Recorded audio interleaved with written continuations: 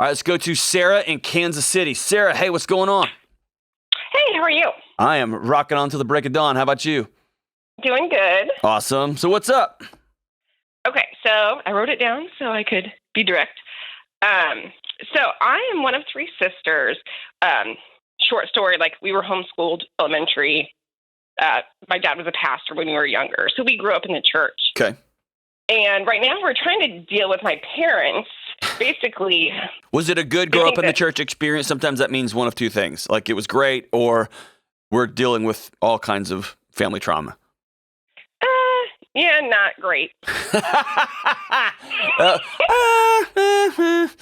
It was awful. Okay, so great hymn hall. And I don't want to like completely put it down. As a good preacher's kid, you're able to loop it around and make it sort of your fault, but they were great. They just hit us with sticks a couple of times a week. It wasn't, okay, good job. Way to go. So that's a whole other call someday, I think. So talk to me about your three sisters and you're dealing with your parents. So what's up? So basically, like especially with COVID, it's just hard to communicate because when we do try to communicate with them, like our concerns, it comes back, it's the end of days. I get a Bible verse, I get a dream, I get a prophecy. You know what I mean? Sweet. Where it's just like, and that's kind of how it's always been to a point. Okay. So it's like, and just to put it out there, my oldest sister is in healthcare. I mean, both of them are. I'm in the restaurant industry. So we see things like firsthand. Correct. Where they're in a small town. Gotcha. They have no diversity, you know. So there's just a way that they see what they see on the internet and in their small community. Y'all are seeing things on the front lines. And like literally my sister is intubating people. Okay. So there's like an experiential component to this, and then there is mom and dad just being mom and dad, and now they've gone into end times realms. Is that fair? Yeah. Uh-huh. Okay. And so how can I help you? You asking me what do y'all do? So basically, like my sister tried to like have a good discussion, but it just ends up blowing up. Of course. And I always just avoid the conflict. Okay. But it's, like, are you supposed to like dive in or do you just dance around it and talk about the weather? Yes. Okay. So the way I deal with these kind of conversations is I wait to be invited in, which I never am. That's not true. I am invited in for a living, but with my close friends and family, they know how I think about things and I know how they think about things. And so, the only thing you can do is either A, completely avoid them, draw boundaries and say, I refuse to have this conversation with you. B, number two, you can just try to connect. Meaning, I know what I'm going to get with this, and this, and I'm going to still go have a cup of coffee anyway. I'm going to still take mom out for dinner or whatever. Not with the goal of trying to convert anybody or try to win anybody, but just try to be connected. That's it. I mean, you can't change their mind. They've been this way for your whole life. Yeah. Right? And then you throw end times, that's to college. I mean, you throw that in. I mean, there's nothing you can do to change anybody's mind here. The question you have to have is it hurting you to be in their presence? And if it is, you have to make a decision on what your boundaries are going to be there. Or are you just going to wade into it and love mom and dad and roll your eyes and go about your day? Uh-huh. And I think that's hard. I mean, that's kind of what I was thinking. But it's hard, too, because we all live far away. That's right. You can't just go have coffee or, you know what I mean? Yes, it's always a phone call. So it's always, yeah. Yeah. And at some point, you have to decide if they don't want to talk to you, if they don't want to connect with you, you're going to have to decide to grieve that because that really hurts. And at some point, there's still that magical fairyland thinking that they're going to one day go, you know what? Your childhood, we're sorry for that. You know what? Like, we've got different opinions now, and we read this article, and holy smokes, were we off, right? And at some point, the three sisters, you'll have to come to terms that's never going to happen. Yeah. And that is a hard gut-wrenching, tearful realization.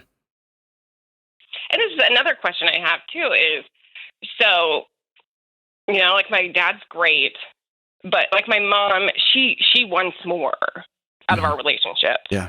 But she's very loyal to my dad. Mm-hmm. So it's kind of like, I feel like she's asking for more. And the hard part here is she's a grown up and she can get more if she wants it. Yeah. She wants you to give more, not her. And so she's asking you to carry the bulk of this relationship. And that is an unfair request from a parent to their child. Okay. You can, though, say, I would love to start communicating more. I can't have the COVID conversation anymore. And I love hearing about your faith journey, Mom. I don't want to hear any more about end times. And I think we did that this year for my family. And my family is all a bunch of nerds. My family's all way smarter than me. And we're all, you can't imagine. I'm the quiet one at the dinner table, put it that way. And we should tell you how fun and exciting our Thanksgivings and Christmases are. They're hilarious. We laugh. We get all loud with each other. But there's a bunch of really smart people sitting around our table.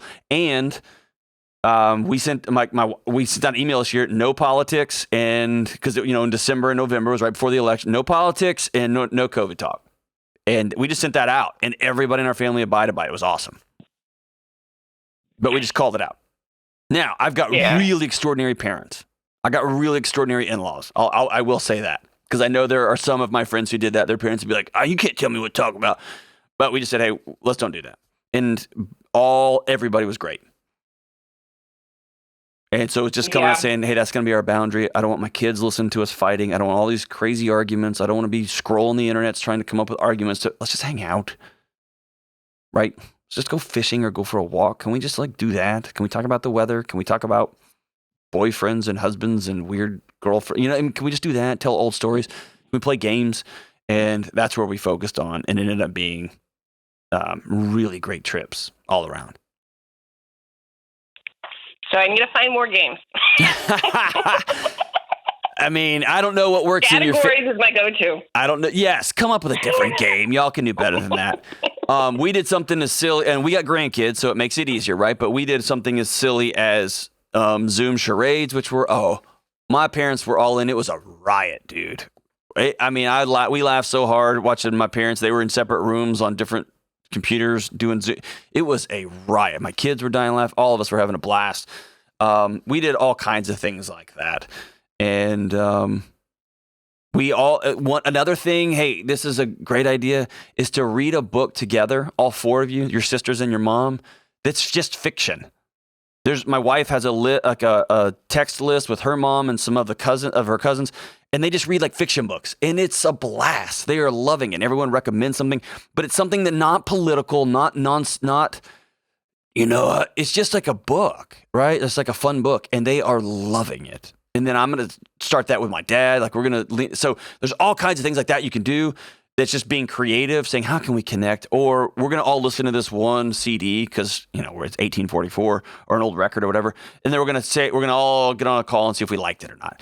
But it's you being creative, saying, I'm going to reconnect in this way. But I think it starts with you having a boundary, saying, hey, I want to reconnect with you so much, Mom, but we're not talking about these things. It hurts my heart, hurts your heart. We're going to agree to not do that. So let's start talking about books and music. I got a great new book. Let's all read it. I'll even buy the first one and mail it out to all three of my sisters and to you. And we'll start there, right? So it's you getting creative, going that away, and lean into it, man. But it's not your job to carry that friendship and that relationship. She's a grown adult too, right? Thank you so much for that call. I know there are millions of people going through that challenge right now. But you can't change her mind. You can't heal her. You can't tell her that one thing that she's going to go, oh, yeah. You can just love her. Warts and all.